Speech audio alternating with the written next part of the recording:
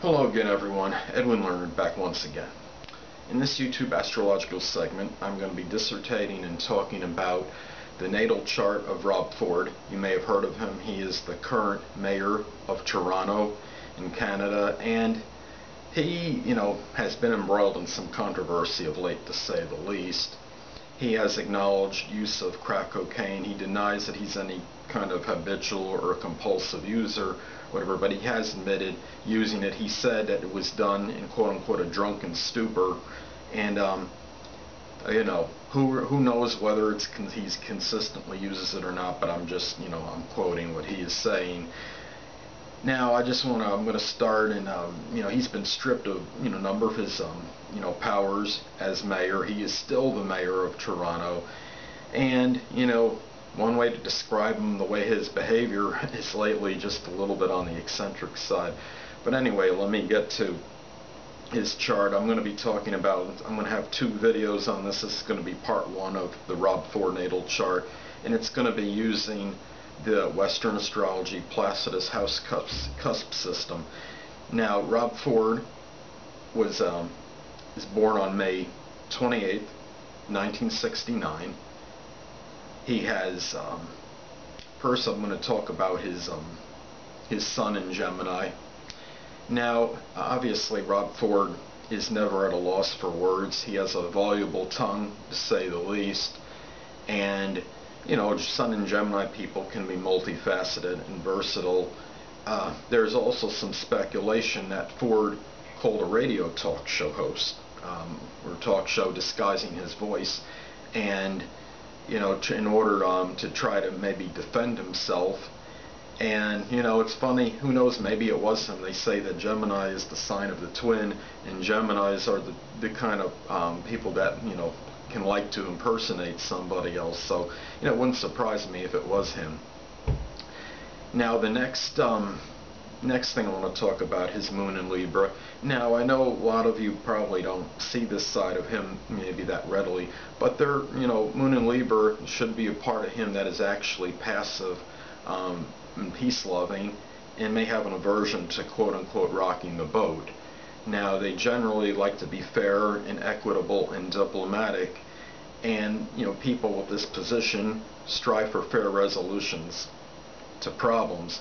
And being a politician, it doesn't surprise me, we had something in Libra, because there is a side a lot of politicians like to have things fair and balanced. Anyway, let me get to his rising sign. He has Aries Ascendant, and to me he's like the prototypical Aries Rising person.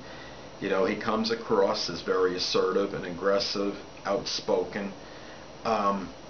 I'm sure a number of you remember the footage when he plowed into a number of reporters when he was leaving a press conference. I mean, Aries, personalities can be notorious for accidents due to their, sometimes overly aggressive, nature and personality. Sometimes they could be impetuous, they could be, impulsive, and, like I said, sometimes they're accident prone. Now, the next thing I want to get to, the majority of his planets are below the horizon, so this probably could indicate he's more subjective than objective, and inclined to be more introverted as opposed to extroverted. Now, introspection can play a strong role in his nature, and a little bit somewhat egocentric, as opposed to maybe injecting himself into the company of others, and in partnerships and things, people on the outside.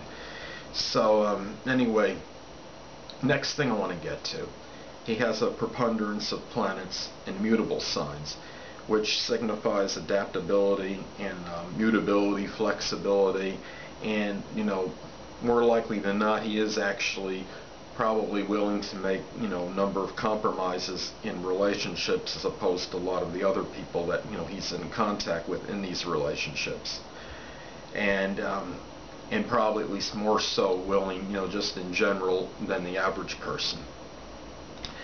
Now, the next thing I want to get to, he has Neptune conjunct his 8th house cusp, Now this can indicate confusion and ambivalence over, I guess we could say, the transforming, regeneration, reinventing part of himself.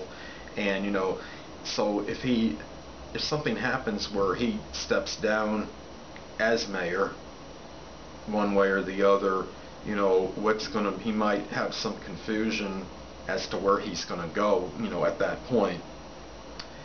Another thing is, this could be extreme, but in certain cases, when someone has Neptune in the 8th house or Neptune in the 7th conjuncting the 8th house cusp, it could indicate, possible death by, connected with chemicals, whether this could be alcohol, recreational drug use, or, something that's chemical, related. And which makes me wonder, I don't know 100%, but could this problem be, the thing that he says, is very occasional or rare or whatever? Could it maybe be a little more than that? And could he possibly die from, something connected with this?